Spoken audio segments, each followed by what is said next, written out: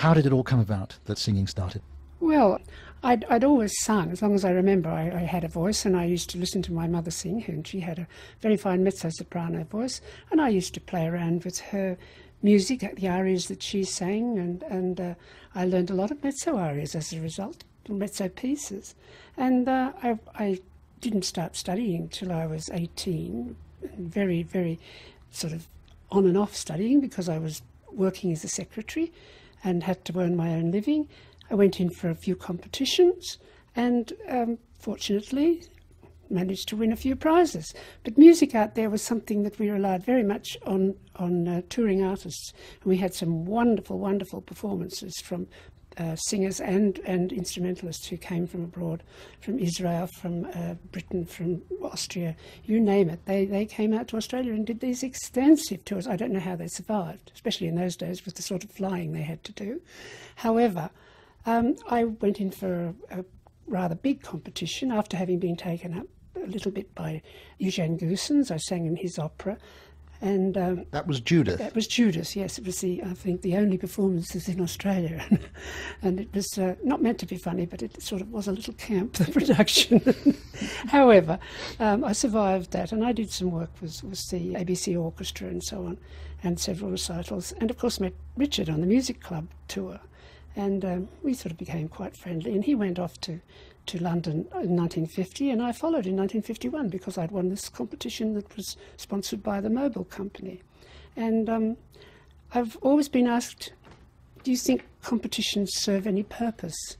And I think they do, because if they don't do anything else, they make a young person study with some sort of goal in view. That's the competition.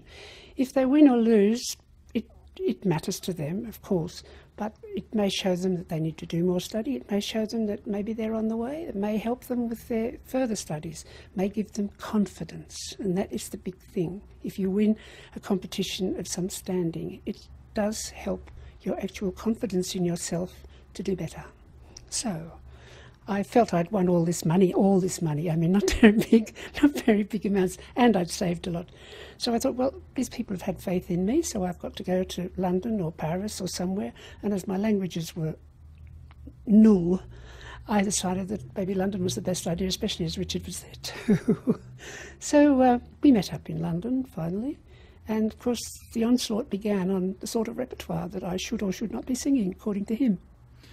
So right away, even at this very early stage, he was seeing the way forward for you, because, of course, it was quite some time before you began becoming very involved with the coloratore, bel canto repertoire, but he was already looking in that direction. Oh, yes, indeed. I mean, I started to sing Mad Scene from Puritani. He always had a sort of a fetish about that period for music, especially the opera.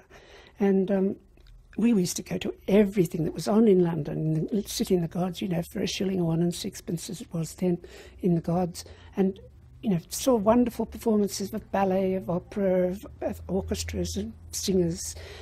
And it was all, you know, well, old girl, you know, you're all right, but you've got to do better if you want to sing like these people. So anyway, it all progressed from there, and after a year at the Royal College of Music, I did several auditions for Covent Garden, and the head of Covent Garden came to the last performance of the term, in which I sang Giorgetta in Il Tavaro, which really wasn't by then the sort of thing that Richard would have liked me to be singing, but that's what they did at the end of term. And I had a phone call the next day and was told that they were wanting to offer me a contract. I'd already done 3 auditions for them, but still, what with the auditions and that performance, that clinched the deal. And then 7 years at Covent Garden before Lucia. Let's have a look. When I say Lucia, of course, the famous Lucia di Lammermoor spectacular event in 1959. Those 7 years at Covent Garden, you've always been very magnanimous about the Opera House, about how useful and beneficial and how excellent it was in those days.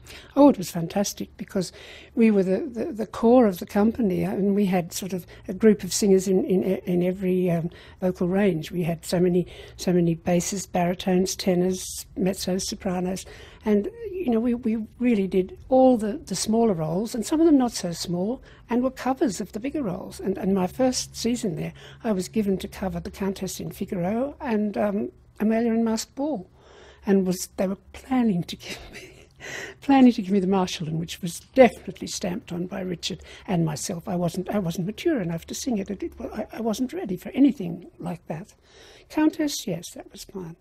But, of course, first role was First Lady in the Magic Flute, and then Clotilda in Norma with Carla Sanstignani. And, everything, even I did the High Priestess in Aida, and I was covering Aida as well. And it was a real mishmash of the sort of things I had been singing and the sort of things I should be singing.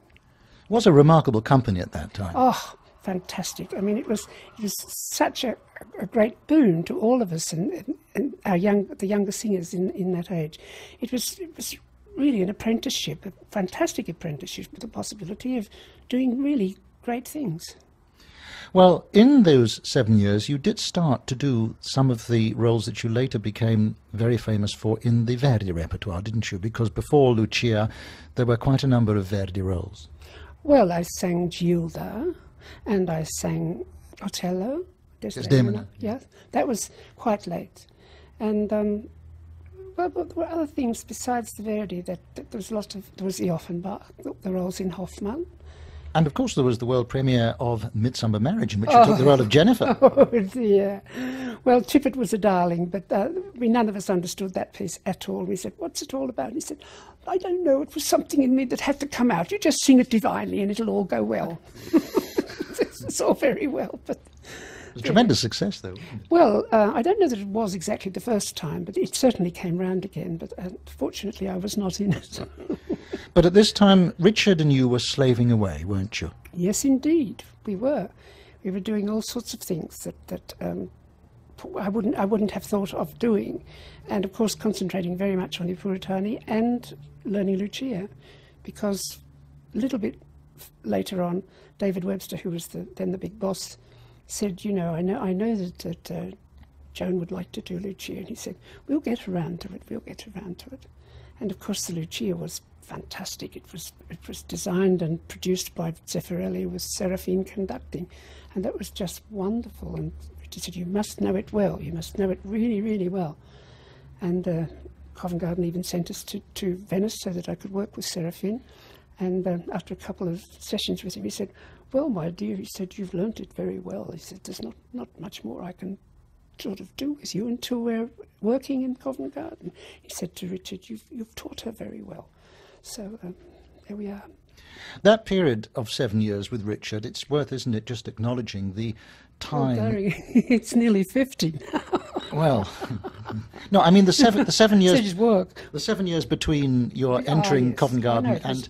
It was timely. It was right, because although I was singing sometimes more heavy roles or roles that I would leave behind, it was the right thinking of how to continue to produce the sort of sound I made without forcing or pushing or trying to sing big, loud all the time, which is unfortunately what some of the singers today do, and they haven't got any other sort of sound.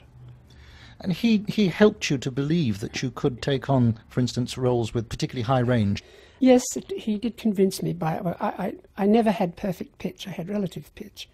And he would push me away from the piano and, of course, start the exercises, or even sometimes the pieces, a good deal higher than their proper range. And he said, punch the notes and say, "There you are, there you are, there you are." That was an E flat, a high E flat. And I said, "Oh." So in a sense, he sort of tricked you almost to believe that you could do what you... Definitely. I was scared of it, really, because I thought that my range was more seated in the mezzo and the more dramatic soprano area. But I was wrong. I really was wrong.